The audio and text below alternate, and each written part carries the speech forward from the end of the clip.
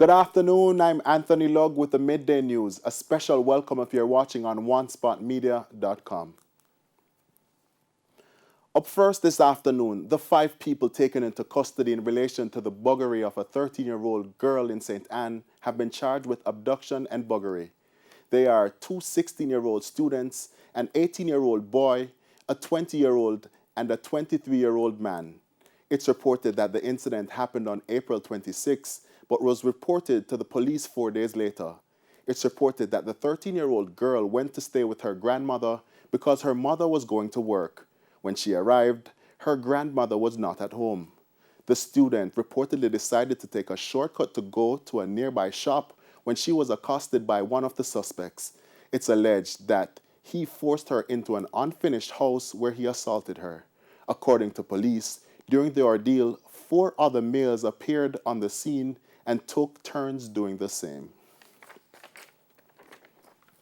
And charges have been laid against the 20-year-old man who was taken into custody following an alleged case of child sex abuse in St. Anne.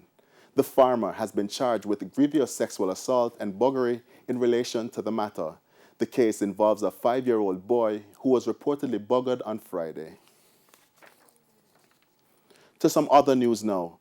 The opposition is questioning the rationale behind the extension of the weekend curfews. This despite a slight adjustment in the hours for the curfew on weekends. Cody and Barrett reports. Speaking in Parliament on Tuesday, Prime Minister Andrew Holness pointed out that the curfews on Saturdays will now begin at 6 p.m., providing 2 more hours for people to carry out their business. The weekend curfews, Madam Speaker, for the next 4 weeks, the next 4 weekends, the weekend curfew will start at 6 p.m. on a Saturday and end 5 a.m. on the following Sunday. It will begin again at 2 p.m.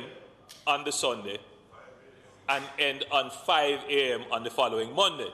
And this will go on for the next 4 weekends.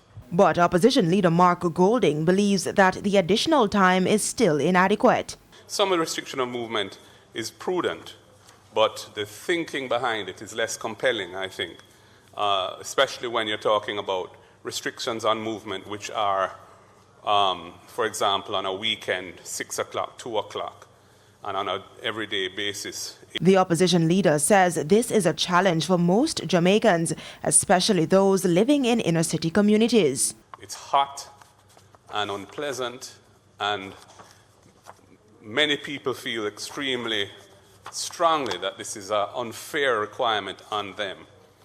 Concern also about policing under the Disaster Risk Management Act. Mr. Golding says the decision in removing the component for a warning under the Act to those who breach the protocol is counterproductive. He made mention of the Victoria Mutual Wealth Management event last Wednesday, in which some 30 people were arrested and charged by the New Kingston Police for breaching the order. I happen to know one of the persons who got caught up in that. And what they told me was that when they got to the station, they were all bungled up into a room. It was a small police depot, and there was no social distancing in there. And it's, so it's really counterintuitive and counterproductive that the enforcement of the protocols, of the rules, results in a more dangerous situation from a COVID spreading point of view than where they're coming from. So that is, I think, problematic. It's why he's calling for the ticketing system to come on stream as soon as possible. In the meantime, Mr. Holness says public entities will now be allowed to hold certain types of events. Public entities may hold events limited to handing overs, launches, groundbreaking, and opening ceremonies, but there should be no more than 15 persons physically present, and the requirement of mask wearing and the maintenance of physical distance must apply. Cody and Barrett, TVJ News. 60 people have been arrested and charged for breaching the Disaster Risk Management Act in Westmoreland over the weekend. Deputy Superintendent of Police in charge of operations for the parish, Adrian Hamilton, says the people were arrested during separate encounters.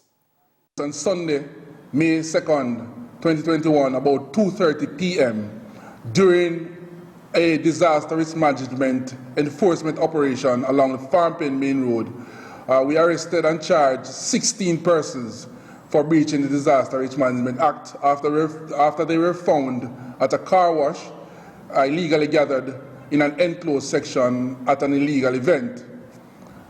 A juvenile who was found in their presence also was cautioned and released in the presence of her guardian. On Monday, some 44 people were arrested along Great George Street in Savlamar at another illegal event. We seized musical equipment to include monitor boxes and laptop computers. Now we are adamant that we will continue this effort in terms of prosecuting persons who obviously are not taking the Disaster Risk Management Act in a serious way. They continue to find disingenuous means to circumvent the eyes of the police, so to speak. DSP Hamilton says some of the challenges they face in catching those who breach the Disaster Risk Management Act include people taking the parties offshore. But he says the police will not relent in bringing anyone to justice once they violate the laws of the land. Opposition spokesman on health, Dr. Maurice Guy, is urging the health ministry to expand its list of approved antigen testing facilities in a bid to increase the number of COVID-19 testing among the populace. While addressing Parliament last evening, Dr. Guy said the number of testing being done across the island needs to increase. Sandy Williams reports. We still on this side insist that our numbers of testing is far too low. Opposition spokesman on health, Dr. Maurice Guy, raising concerns in Parliament last evening about the number of COVID-19 tests being done across the island. That is further compounded, Prime Minister, by what I may want to term a situation where the Ministry of Health has aided and abetted the reduction in the number of tests. They have aided and abetted the reduction in the cost of testing. Currently, the Ministry of Health has only 3 approved antigen testing, which cost between $8,000 to $12,000. But Dr. Guy said there's a list of tests approved by international regulatory agencies. While he questioned why the ministry is sticking to just the 3 tests, Dr. Guy added that the market needs to be opened wider to increase testing among the population. We need a situation where the market can be opened to these tests so that we do not solely rely on those 3 that are here, Prime Minister, because we run the risk of our Jamaican people in a situation where the government cannot find enough funds to deal with it, that we are also burdening those in the private sector to also get tests at these exorbitant prices. There are good cheap tests out there, and let us explore that and have more people under a controlled situation, bringing them into this country so competition can take place. Sandy Williams, TVJ News.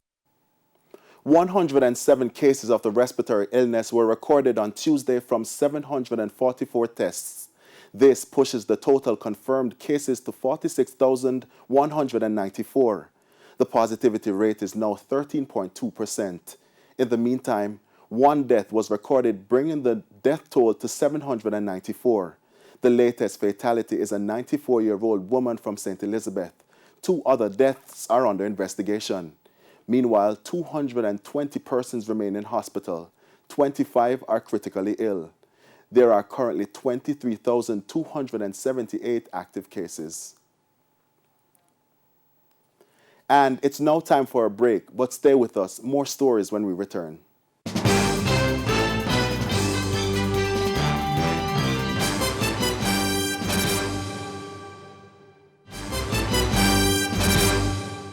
Welcome back. Continuing the news. The Independent Commission of Investigations, INDECOM, has recommended that some of the videos being circulated of clashes between citizens and the police be used as teaching tools so that these incidents become less frequent. INDECOM made the proposal based on the findings contained in its quarterly report for the January to March period. It was tabled in the House of Representatives yesterday. Details from Kimon Witter. The special report focused on stop and search activities by the police and their entry and search of premises, which INDECOM observes has become increasingly problematic. INDECOM found that recorded complaints about alleged illegal entry and search increased slightly between 2019 and 2020, while there was a reduction in complaints regarding stop and search during the period. Some complaint reports indicate that officers are still conducting stop and search actions that are not permissible, and many persons were of the mistaken belief that the police can stop and search an individual without a reason. In addition to these searches, there are alleged utterances and actions deemed as aggressive and unprofessional by the public, and a failure to explain things correctly. INDECOM says while this appears to be in a minority of reported instances, it is still unacceptable because there are too many instances where the conduct of the police is considered unprofessional. It adds that such behavior is now more frequently observed with the increasing circulation of videos on social media platforms of interactions between police and citizens. In terms of the complaints for this quarter, 14 are with INDECOM's legal department, 11 cases continue to be investigated, and a further 11 closed following further examination. So far, no officer has been prosecuted or disciplined in respect of any illegal search or illegal entry complaint made by a citizen. The government says efforts are being made once again to deal with the issue of informal settlements across the island. This was also one of the major points raised in the sectorial presentation by Housing, Climate Change and Environment Minister Pernell Charles Jr. in the House of Representatives on Tuesday. More from Shane Masters. Informal settlements, more popularly known as squatter communities, have been a headache for Jamaica over the years, with various administrations trying to have these communities regularized, but to no avail. Now, Housing Minister Pernell Charles Jr. is again seeking to have the matter dealt with. He noted that how the issue has been approached over the years was not substantial. The Housing Minister says what is needed is a radical, comprehensive approach, including regularizing spaces and relocating and improving the earning capacity of those living in squatter settlements.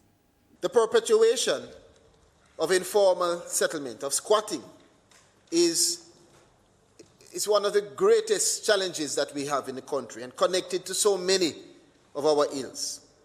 It distances the residents in those communities from governance. It creates barriers to policing and barriers to intervention of social services. And that is why, Madam Speaker, the issue has been acknowledged but never sufficiently addressed. It's a difficult conversation to have, but one which we must engage in, Madam Speaker. With that, he says legislation is now being worked on to deal with the impact of squatter settlements island-wide. Minister Charles noted that the legislation will provide strategic direction to cauterize the practice and foster development of land resources. It's also expected that the policy will provide the framework which will allow the government to realize its wider goal of access to affordable, safe and legal housing solutions for all Jamaicans. We have a squatter management policy in our ministry which will assist us in providing a comprehensive solution to this critical issue. In addition to the squatter management policy, Madam Speaker, we are working to develop and to continue rather our survey across the country of those areas where we have informal settlements. And the goal is not just to have a survey. That's not the outcome that we seek. But the information from that survey is to be utilized to assist in defining a solution. So far, a total of 25,202 surveys have been conducted across 219 settlements in Clarendon, St. Anne, Manchester, Trelawney, Hanover and St. Elizabeth. Meanwhile, he noted that data collection have already commenced in St. Mary, Portland and St. Thomas. O'Shane Masters, TVJ News. President of the Jamaica Teachers Association, Jasford Gabriel, is raising several concerns about the return of face-to-face classes. It comes as Prime Minister Andrew Holness made the announcement in Parliament yesterday to return face-to-face classes. More in this report. Students taking exit exams were given the green light to return to school for face-to-face classes in a bid to prepare properly. Prime Minister Andrew Holness made the announcement in Parliament on Tuesday.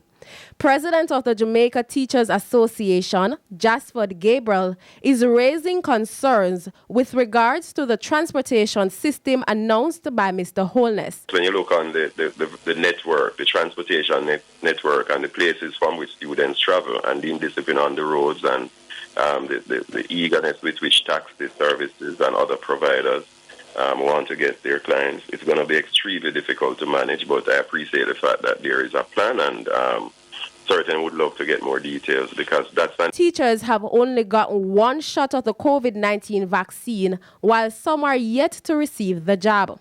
Another point of concern raised by the JTA president is that students are not vaccinated and are believed to be the carriers of the virus. It's the reason Mr. Gabriel is imploring more teachers to take the vaccine when it becomes available. The matter of the vaccine still remains one that is totally within the purview and choice for the teachers. I had my first dose and is looking forward to the next, but I could only encourage. The choice is really down to the teacher in terms of I'm not any medical expert on that matter.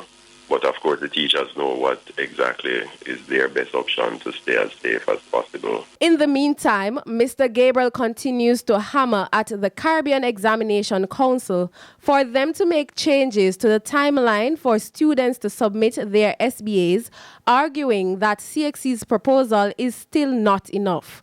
He also wants the examination body to make public the list of topics set to be featured on the exams so that students are better able to tailor their preparations.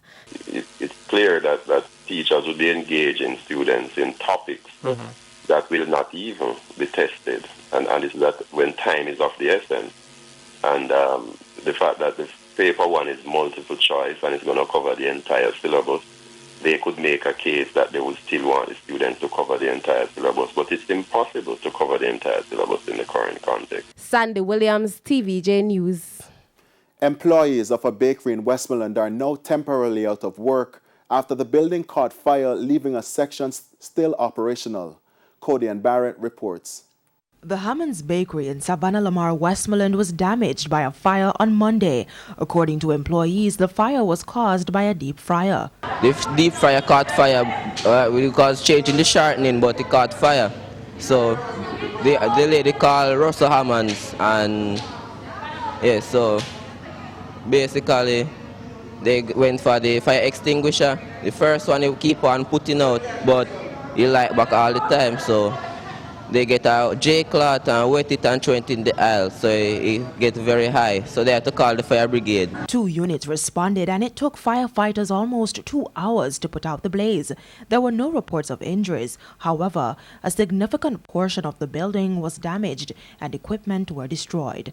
The owner of the bakery, Russell Hammond, says the estimate of damage is not yet determined. The damage is now estimated to put us out of full operation for probably another month, but we are making plans to do a small portion of the operation from a section of the building that was not seriously damaged.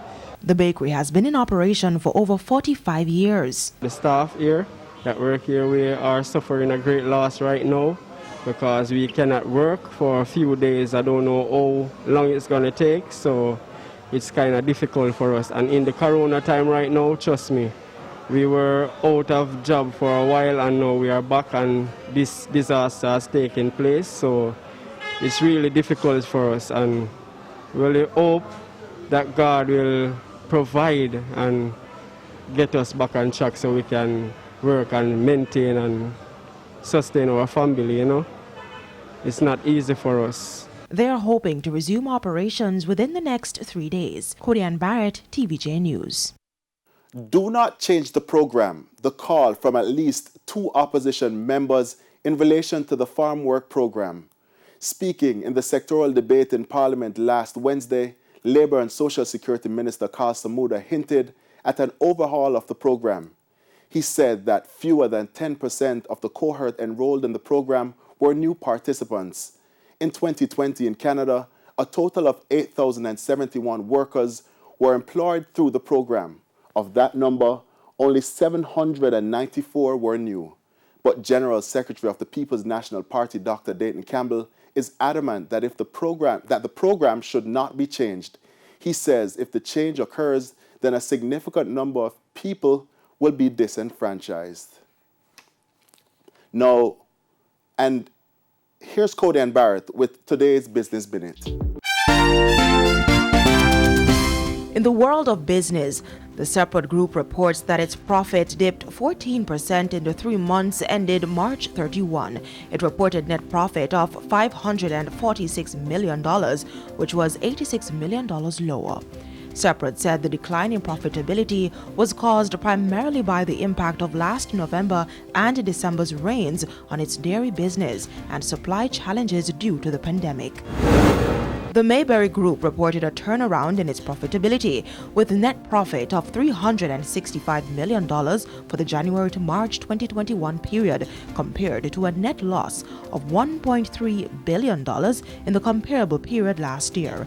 The group said the performance reflected signs of investor confidence returning to the local financial market.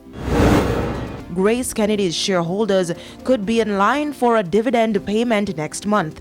That as the company advised that its board of directors will on Thursday, May 13, 2021, consider a resolution for the declaration of an interim dividend to be paid in June 2021. And coming up in the business day this evening, no more antibiotics, why Jamaica broilers and Caribbean broilers are promoting healthier poultry. And that's it for the Business Minute. I'm Cody Ann Barrett. The Business. And here's a preview of what's coming up in this evening's health report. The next edition of the health report, we look at how people can take steps to prevent getting dengue fever. The occurrence of a dengue outbreak largely depends on the activity of the citizens. So I am appealing to Jamaicans not to become less vigilant as it relates to their breeding site, but to remember that once per week, checking for and destroying mosquito breeding sites in and around their homes, their workplaces, for those persons that will be going back to school, depending on what the COVID situation is. But wherever we work, play, or reside, we're asking persons to maintain that vigilance. That's the health report this evening in Primetime News. And now for today's healthy living tip. Reduce mosquito habitat. Use mosquito repellents. Wear protective clothing and sleep under a mosquito net. And that's the Midday News. I'm Anthony Lugg. Join us at 7 for Primetime News. On behalf of the news, sports and production teams, good afternoon.